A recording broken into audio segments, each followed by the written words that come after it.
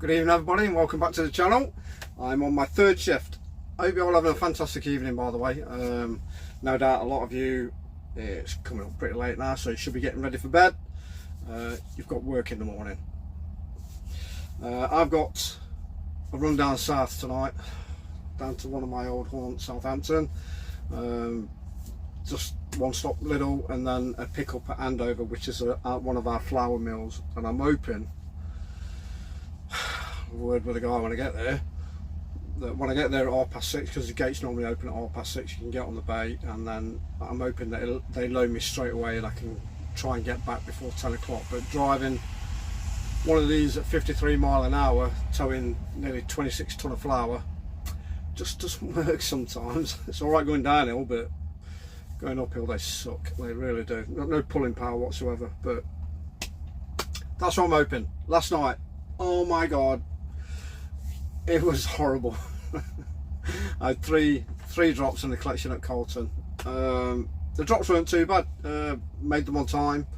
I was there bang on time, not a problem at all. Went up to Colton, not a problem. Got my trailer hooked up, set off, and then there was an accident on the M6 between 26 on the M1 south between 26 and 25. And oh god, it was just bumper to bumper for what seemed like an eternity. I ended up pulling my card 15 minutes before 15 hours. So, my calculation, one moment.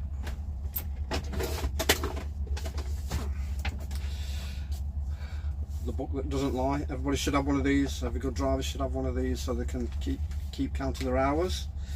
I've done 26.25 hours in 2 days. Insane.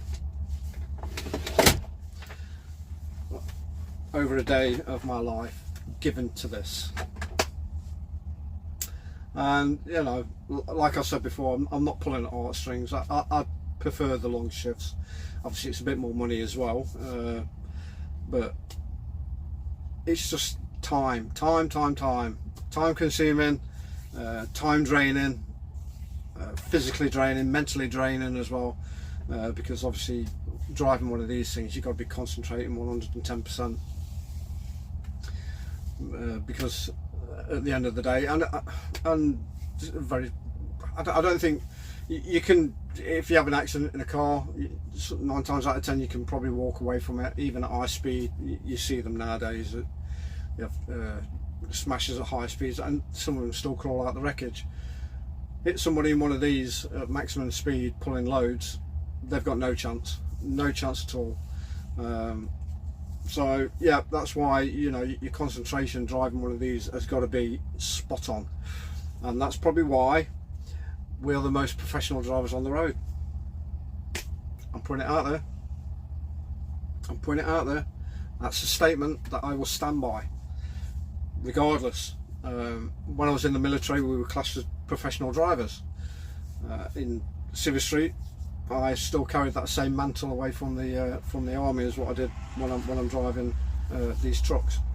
I class myself as a professional, and if you got any doubts or you seem to not agree with my conclusion, drop me a comment, let me know. Obviously, you know, there's a lot more professional drivers out on the road. The police, you know, they've all been through police driving school and everything like that. So they're very, very professional drivers. That's why they catch all the crooks, because they can't drive. So yeah, so I'm looking at probably another 12, over 12 hours. Like I say, if I can get loaded earlier, I can get back hopefully before 10 o'clock. I do not want another reduced rest, because I only got, by the time I finished and clocked off and got home and went to bed, cleaned up all my stuff and went to bed, it was nearly quarter, I think it was about 5 to 1, and then I was up again at 5:30, so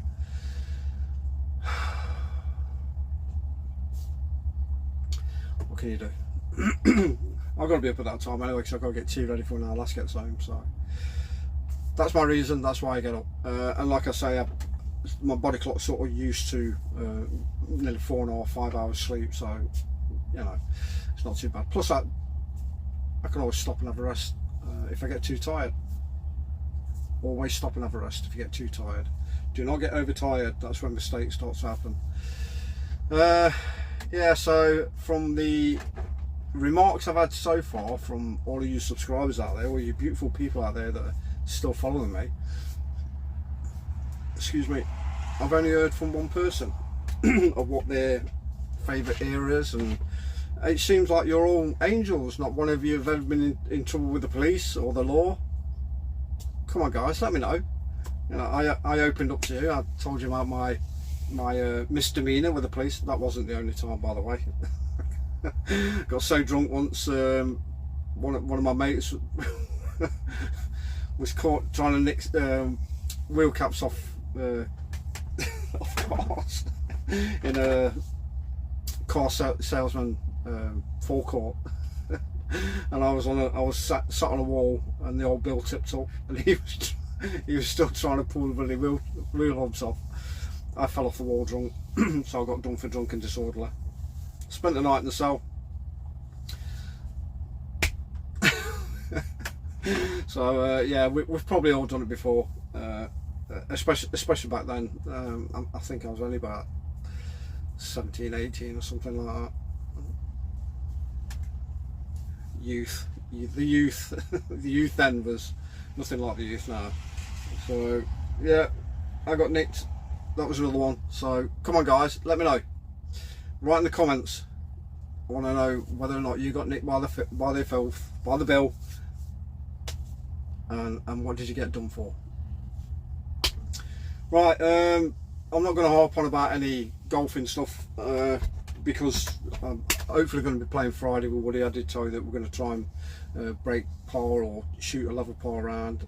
There's a lot going off in the golfing world at the moment between Liv and the PGA. Obviously the PGA Championship's just gone by. We're looking forward to the next major now.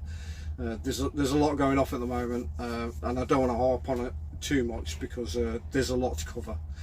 I'll probably do it tomorrow, but I'm looking forward to the weekend. It's actually starting to rain, which I'm not happy about. I think they did forecast we were going to get it for a couple of days, and then it was going to be dry for the weekend. Let's hope so, because this Saturday I'm meeting up with three other my mates that I used to know from way back when I very first started trucking. When I got out of the army, my very first big job was with Norbert Dentresangel, who then got taken over by XPO, who then became GXO, who I think they should have changed their name to Oxo because they did it so many times, but Oxo had obviously been taken, so they kept it at GXO. And now I'm with DHL. But the guys that I knew before, we used to go out about once every 6 months and just go out and just have a massive blast for a few hours, just getting totally drunk, and then go home and sleep it off for the next day.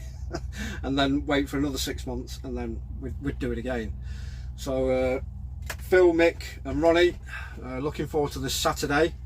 We're meeting up, I think it's in Aylzone, I think. So I think we're meeting up in the afternoon, and then we'll all get very, very drunk and then go home, and then we'll meet again in another 6 months.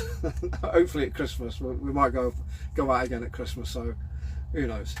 So yeah, that's more or less my week and my weekend covered. So there's nothing more for me to say than drive safe, take it easy, look after yourself, watch out for those lunatics because they're everywhere, and I'll see you guys for my 4th shift tomorrow.